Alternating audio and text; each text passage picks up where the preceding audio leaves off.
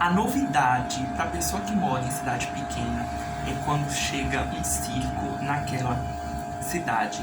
Eu me lembro quando eu morava em Araci, que é uma cidade lá na Bahia, e é uma cidade pequena, uma cidade maravilhosa e boa, tranquila, calma. Nossa, eu passei meus 18, 19 anos vivendo lá e tenho só a dizer coisas boas. Um lugar bem tranquilo mesmo, porque dá pra você viver de boa.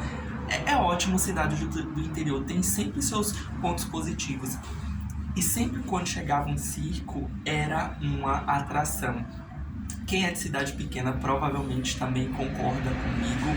É uma das atrações, né? E eu ficava sempre pensando, nossa, como deve ser a vida da pessoa que trabalha em circo? Porque normalmente a pessoa que trabalha em circo, ela tem que ficar pulando de uma cidade para outra.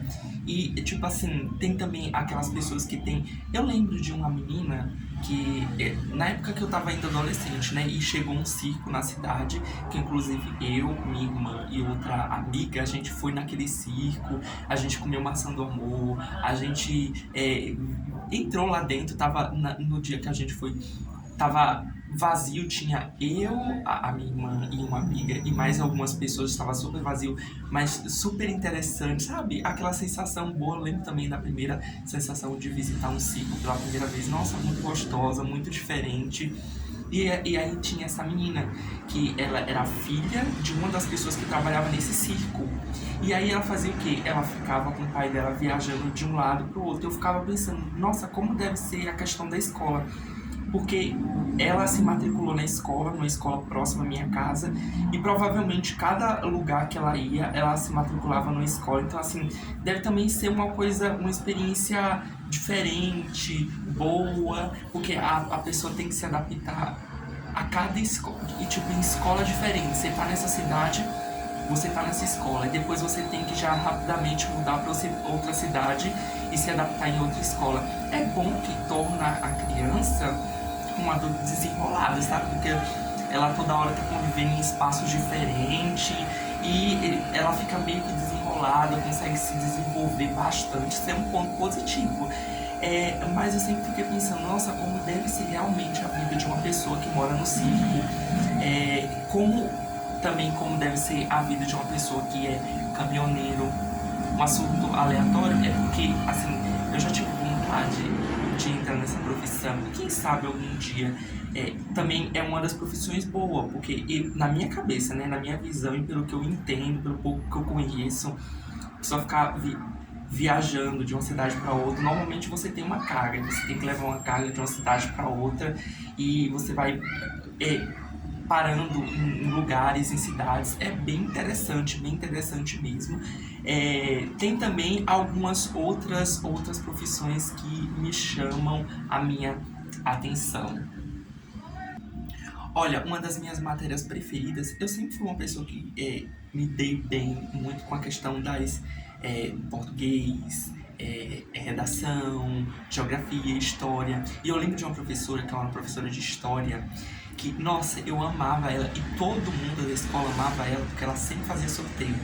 Gente, ela chegava com, sabe, aqueles cadernos bem grossos, bem grandes, de várias, normalmente 12 matérias, com a capa bem bonita, com muito adesivo. Ela fazia isso frequentemente, esses sorteios de caderno, de outras coisas, e todo mundo amava ela por isso.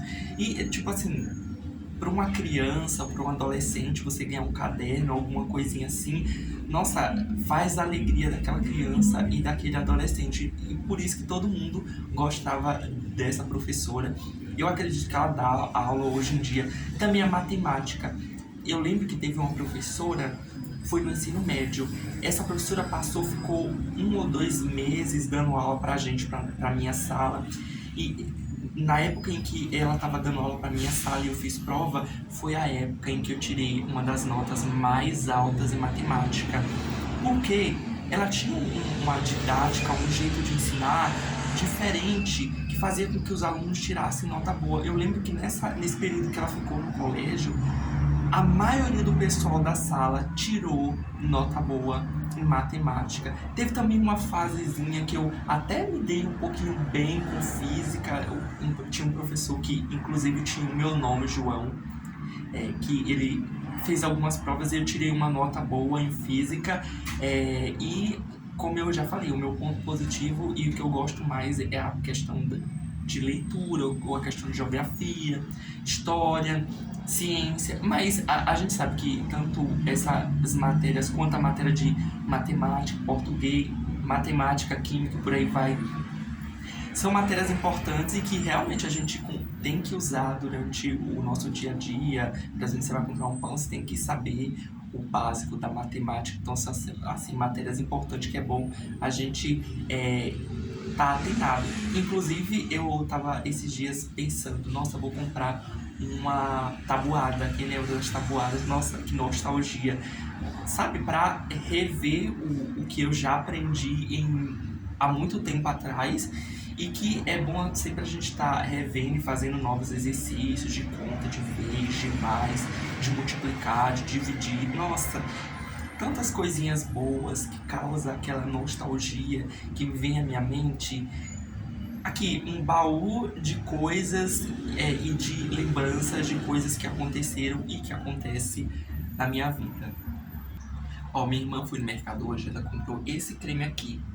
Eu já mostrei pra vocês que eu tenho um desse. Na verdade, eu também tenho o olhinho vermelhinho desse daqui, que é maravilhoso.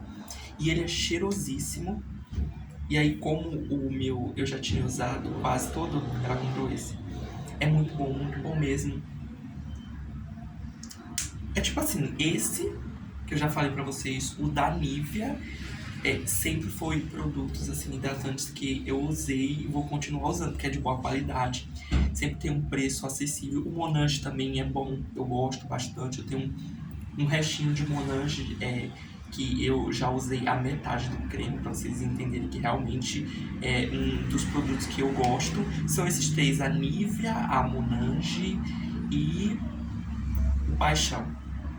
O olhinho corporal Paixão, gente, ele é uma criação dos deuses. Eu acredito que dá até pra você usar na praia. Pode ser, se eu colocar, besuntar seu corpo com aquele olhinho e tomar um sol, eu acho que dá bom. Eu uso de vez em quando. É bom usar nessas áreas que você precisa bastante. Hoje eu também fiz a minha mio de barba. Hoje eu tirei os meus pelos. É o melhor jeito de falar. Eu tirei os meus pelos. Eu já vou marcar uma outra sessão, porque são 12 no total, alguma coisa assim. Eu já vou marcar, provavelmente eu marco semana que vem, ou semana da semana que vem, mas eu vou marcar porque eu realmente já completei os 30 dias. É tipo assim, ela diz que você pode ir de 20 em 20 dias, mas eu normalmente estou indo de 30 em 30 dias. Como cortar o cabelo? Eu corto o cabelo de 30 em 30 dias.